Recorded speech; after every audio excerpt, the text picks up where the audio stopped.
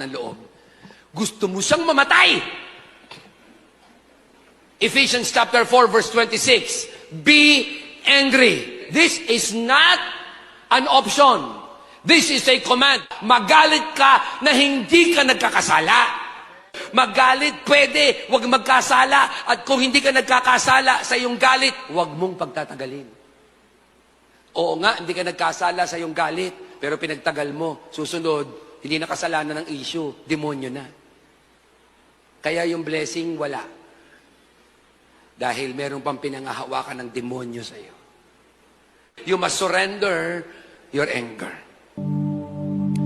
Give God the time to give you justice. Because when God gives the time of justice, it will be worth it.